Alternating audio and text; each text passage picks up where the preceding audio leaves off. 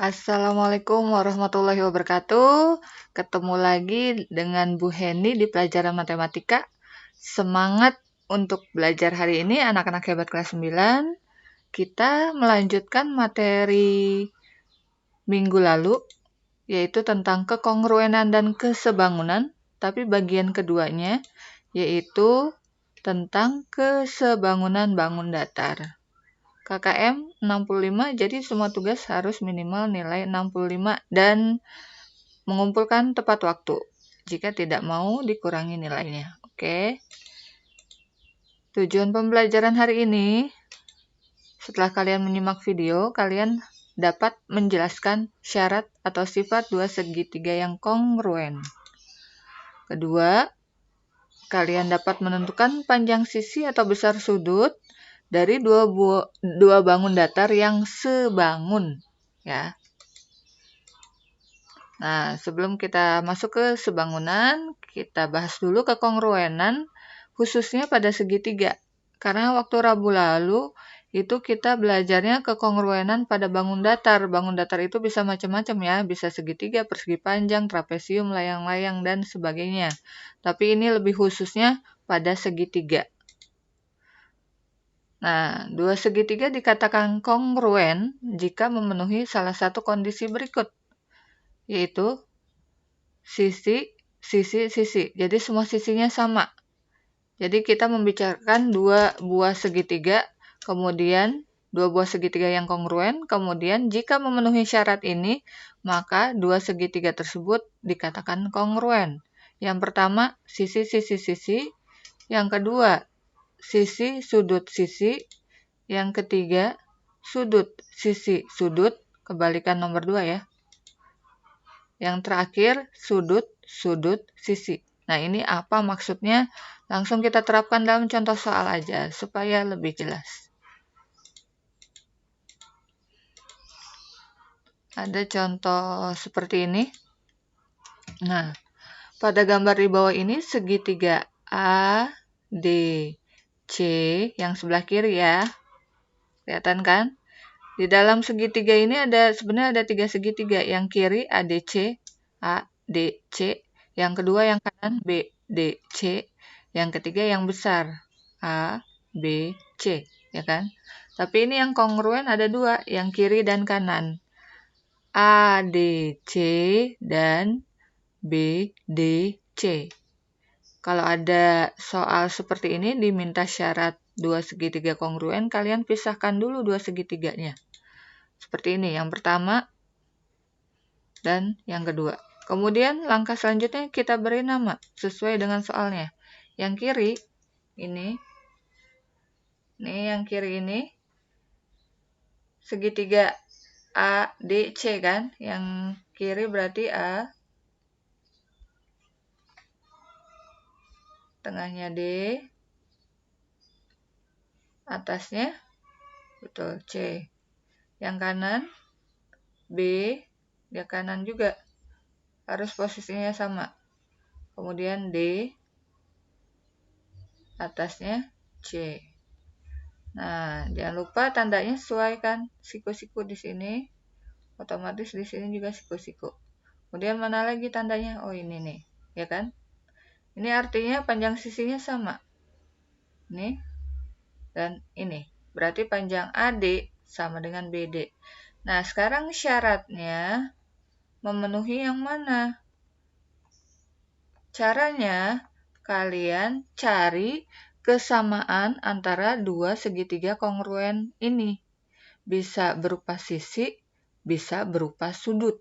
Ya, kita perhatikan aja dari tanda-tanda atau simbol yang sudah ada di soal. Kalau ada tanda yang sama, berarti panjangnya sama, besar sudutnya juga sama. Contoh nih, yang ini, ya kan ada tanda ini, berarti AD, sisi AD, sama dengan BD. Kenapa, Bu? Karena udah ada tandanya di soal ya. BD. Ini termasuk sisi. Kemudian yang kedua, lihat lambang yang sama mana? Oh, ternyata ini nih ada lambang siku-siku. Ini juga lambang siku-siku, ya kan? Yang ini nih, kalau 3 huruf kita nyatakan A, D, C. Berarti sudut A, D, C sama dengan sudut yang ini juga kan, D. Kita tulis 3 huruf B, D, C. Sudut B, D, C. Yang tengah-tengah huruf D, sama. Ini termasuk sudut. Yang ketiga nih yang harus kita cari sendiri, yang sama antara segitiga kiri dengan kanan apa ya? Perhatikan antara sisi dengan sudut yang udah jelas. Nah, ternyata di sini ada huruf yang sama nih, garis. D ke C nih. C, D, ya kan? Ini juga ada C, D. Nah, hurufnya sama otomatis panjangnya juga sama nih, C, D. C, D. Karena dia juga kan hurufnya C ke D. Ini juga C ke D. Berarti kita tulis CD sama dengan CD. Dia berhimpit karena dalam satu garis ya. Kalau di soalnya kan ini nih. Tuh. Dalam satu garis ya. Namanya berhimpit. Termasuk si gitu. Jadi syaratnya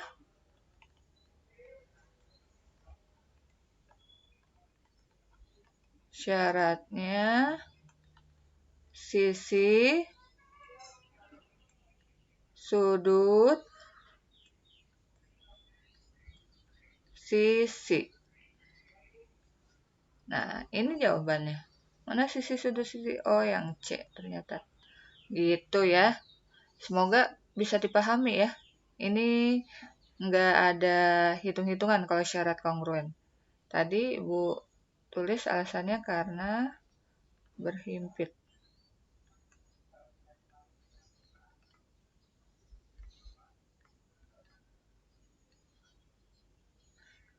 Digambar ya, segitiga di soal sama dua segitiga ini. Digambar nanti di buku catatan. Oke, itu tentang kongruenan pada dua buah segitiga. Selanjutnya kita lanjut ke bagian intinya, yaitu kesebangunan bangun datar. Yang namanya sebangun itu bentuknya sama tapi ukurannya berbeda. Nah, kesebangunan lambangnya seperti gelombang. Nah, gitu kan? Kalau kongruen udah gelombang, tambahin tanda sama dengan di bawahnya. Ini kongruen. Kalau kesebangunan cukup yang gelombang. Oke. Kita lanjut.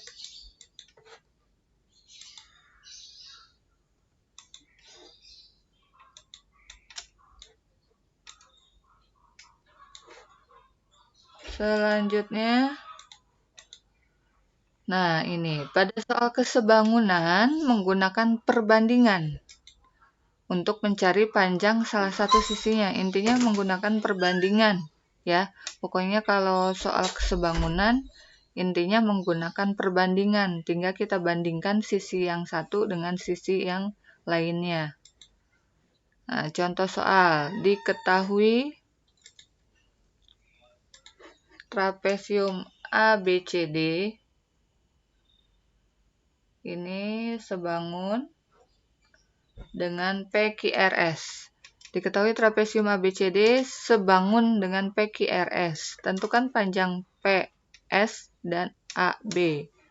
Coba kita lihat gambarnya. Nah, seperti ini trapesiumnya. Ya. Diketahui dua buah trapesium bangunnya sama, ukurannya berbeda, yang satu besar, yang satu kecil. Nah, kita cari panjang PS. Ini ketutupan gambarnya ya. Yang pertama, tentukan panjang PS. Kita cari panjang PS. Kita tulis dulu aja yang diketahuinya. Maaf, yang ditanyanya, panjang PS. Ini cari PS. Panjangnya berapa gitu kan. Nah, kita tulis panjang PS banding menggunakan perbandingan ya. Sekali lagi menggunakan perbandingan. PS di trapesium yang besar. Di sini kan P ke S sebanding dengan yang mana di trapesium yang kecil yang bersesuaian ya, yang posisinya sama. PS sebanding dengan betul A D, ya kan? Nih, PS sebanding dengan AD.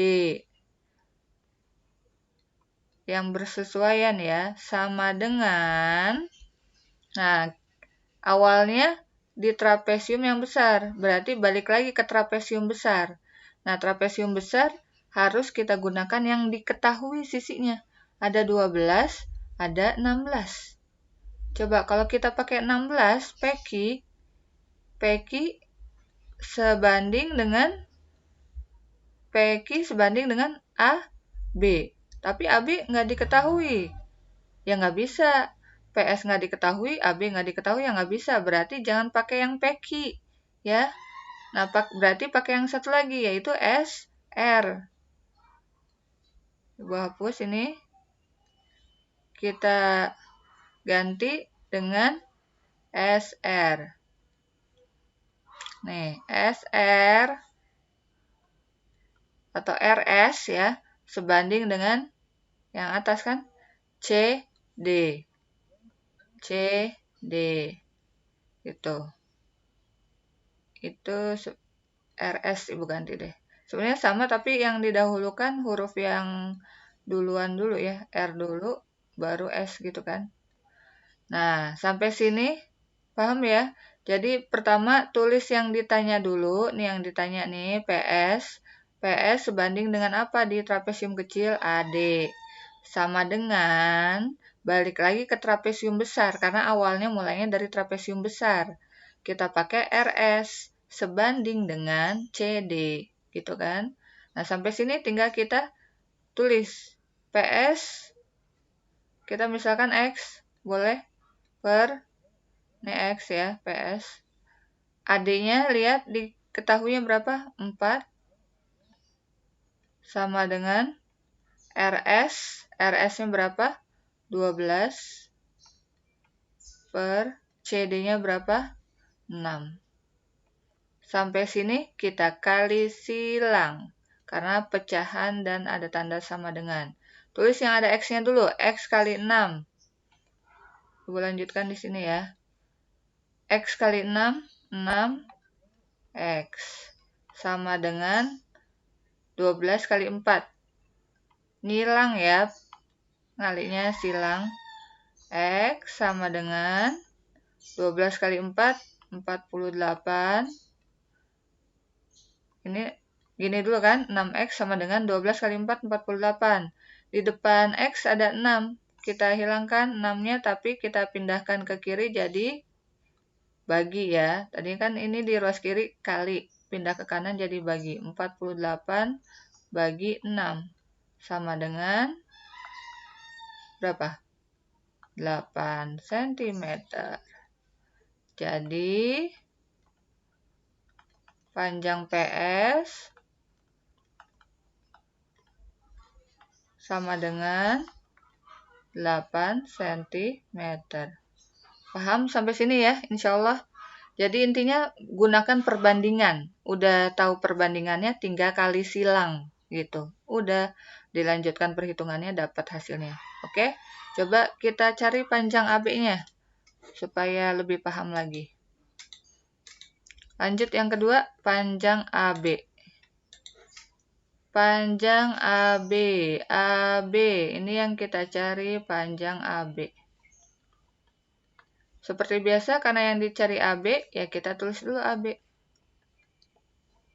Per AB, AB ada di trapesium mana? Oh, kecil, nih AB.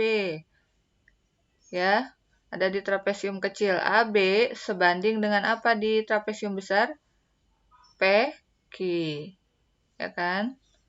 PQ. Sama dengan Ini kan trapesium kecil nih, mulainya ya, AB ada di trapesium kecil, sama dengan balik lagi ke trapesium kecil. Balik lagi nih ke sini. Mana yang kalian gunakan? Boleh CD, boleh AD. Kalau AD sebanding dengan PS. Tadi kan udah diketahui ya 8. Boleh. CD juga boleh, karena diketahui banding RS kan. Dua-duanya boleh ya. Yang penting dua-duanya angkanya diketahui. Itu intinya. Ya, yang penting dua-duanya angkanya diketahui. Kita pakai aja CD. Nih, CD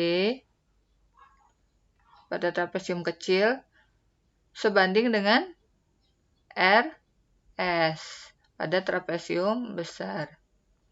Sampai sini tinggal kita cari atau isi angka-angkanya. AB misalkan Y. Ya. Y per PQ-nya 16 sama dengan CD-nya 6 per RS-nya 12.